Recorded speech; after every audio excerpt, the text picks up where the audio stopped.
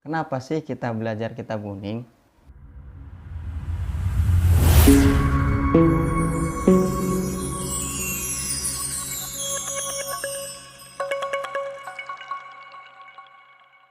Assalamualaikum warahmatullahi wabarakatuh. Alhamdulillahirabbil alamin wa bihi nasta'in ala umurid dunya waddin wassalatu wassalamu ala asyrafil anbiya'i wal mursalin wa ala alihi washabihi ajmain amma ba'du. Alhamdulillah, pada kesempatan saat ini kita masih diberi kesehatan oleh Allah Subhanahu wa taala dan juga diberi nikmat yang luar biasa yang tak terhingga. Mudah-mudahan kita semuanya bisa memanfaatkan nikmat yang Allah berikan ini. Oke, mungkin ini adalah video pertama dalam pembahasan tentang kitab kuning. Minta doanya kepada seluruh para asatid, wal asatidah, dan juga para senior, tentunya para santri dalam pembuatan konten ini. Mudah-mudahan berkah dan juga bisa bermanfaat. Dan yang pastinya ini bukan saya menggurui ataupun mengajari, ini hanya pembelajaran buat saya pribadi dan juga sebagai acuan ataupun kegiatan nalek saya. Dalam pembahasan saat ini yaitu kita hanya perkenalan terlebih dahulu. Perkenalan kepada kitab kuning. Karena pepatah mengatakan tak kenal maka tak sayang.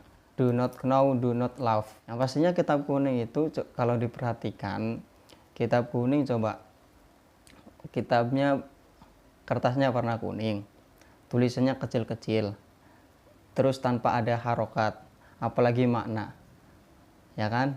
Tapi luar biasa sekali para santri, para generasi lama itu berjuang untuk mengkaji dan memahami dan mendalami tentang kitab kuning. Kalau dipikir-pikir, kitab kuning aja yang begitu susahnya dipahami, apalagi kamu. Dan juga pada kesempatan saat ini saya akan menggunakan media PowerPoint. Selain itu juga insya Allah sudah saya siapkan kitab-kitab yang akan membantu dalam video kali ini. Oke, langsung saja. Bismillahirrahmanirrahim. Selamat datang di channel YouTube Abdul Rafiq Al-Hudori. Pembahasannya yaitu mengenal kitab kuning.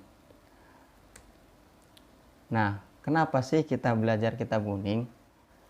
Para santri itu luar biasa sekali perjuangannya mendalami kitab kuning, ya kan? Padahal tadi yang saya sampaikan, kitab kuning itu tulisannya kecil, nggak ada harokat, apalagi makna. Tetapi begitu tekunnya para santri, begitu hebatnya, begitu bersemangatnya untuk memahaminya. Kita hidup itu mempunyai peraturan, dan setiap peraturan itu harus kita patuhi. Seperti itu. Nah, ada hukum bernegara dan juga ada hukum beragama. Ada namanya sumber hukum Islam. Nah, sumbernya dari mana ini? Kita perlu ketahui terlebih dahulu. Sumber hukum Islam yang pertama yaitu dari Al-Quran. Setelah Al-Quran, Al-Hadis. Nah, selanjutnya setelah Al-Quran, Al-Hadis itu ada ijma dan juga qiyas. Tapi dari keduanya ini saya simpulkan menjadi satu, yaitu dalam kitab kuning.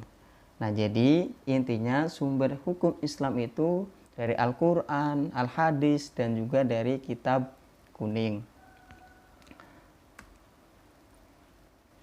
Dari ketiganya ini itu berbentuk bahasa Arab.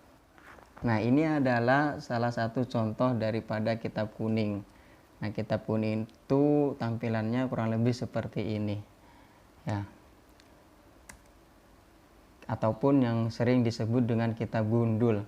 Kenapa kitab gundul? Karena memang hurufnya ini tanpa ada harokat, seperti itu. Nah, hurufnya tanpa ada harokat dan tidak ada maknanya. Nah, karena kitab kuning itu hurufnya tidak ada harokat dan juga tidak ada maknanya, maka kita dibutuhkan yang namanya ilmu alat. Ilmu alat itu nahwu dan juga sorof. Nah, maka kita membutuhkan ilmu alat ini. Alat ini ya alat untuk membaca kitab kuning. Ilmunya yaitu ilmu nahwu dan juga ilmu sorof. Nah, sekarang apa sih itu ilmu nahwu? Jadi ilmu nahwu itu adalah ilmu yang mempelajari kedudukan sebuah kata ataupun kalimat yang di dalamnya bahasa Arab dan mengetahui harokat akhirnya. Nah, jadi ilmu nahwu itu adalah ilmu yang mempelajari kedudukan kalimat. Nah, karena nanti dalam ilmu nahwu ini ada khobar, ada fa'il, ada maf'ul dan selanjutnya. Nah, maka kita harus ketahui terlebih dahulu. Jadi mubtadakah, apa khobar, apa maf'ul, apa yang lain. Nah, seperti itu. Dan juga untuk mengetahui harokat-harokat yang terakhir. Dibaca fathah, kasroh, dhamma, apa sukun. Nah, itu yang menentukan adalah ilmu nahwu. Nah, seperti lafadz ja'a rojulun. Kenapa ini dibacanya rojulun? Nah, karena rojulun itu menduduki sebagai fa'il. Apa itu fa'il? Dalam kitab Ajurumiyah, fa'il itu adalah al-fa'ilu huwal ismul marfu'ul mazkuru qablahu fi'luhu. Jadi yang namanya fa'il itu adalah isim yang dirofakkan, yaitu isim yang menggunakan harokat rofa di akhirnya, dan juga disebut setelah kalimat fi'il. Mana kalimat fi'ilnya? Kalimat fi'ilnya adalah lafadz ja'a. Nah, selanjutnya yang kedua yaitu ilmu sorof. Apa itu sorof?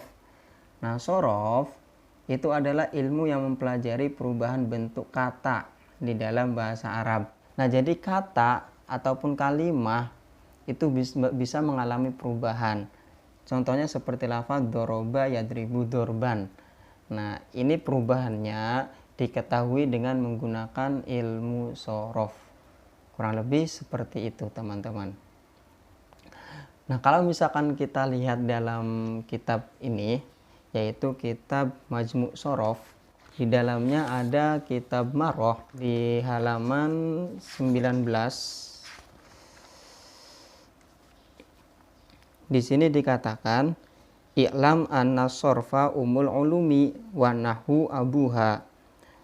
I'lam weruh andike anna sorfa ing setuhune ilmu sorof umul ulumi iku ibu sakai ilmu wa nahwu lan utawi ilmu nahwu abuha iku bapane ilmu.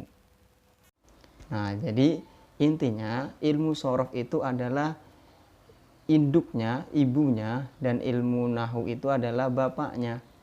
Kenapa dikatakan demikian? Karena memang antara ilmu nahwu dan ilmu sorof itu ada kaitan, yaitu berkaitan, saling membutuhkan satu sama lain. Seperti layaknya ibu butuh bapak, bapak juga butuh ibu. Keduanya itu saling membutuhkan. Benar gak? Nah, mungkin ini sedikit membuka wawasan. Jadi kenapa kita belajar kitab kuning? Karena memang kita harus mengetahui sumber-sumber hukum yang terdapat dalam kitab kuning. Karena kitab kuning itu salah satu sumber dalam hukum Islam. Oke, mungkin ini yang bisa kami sampaikan. Mohon maaf apabila ada kehilafan ataupun kesalahan dalam penyampaiannya. Wallahul muwaffiq ila aqwamit thoriq. Wassalamualaikum warahmatullahi wabarakatuh.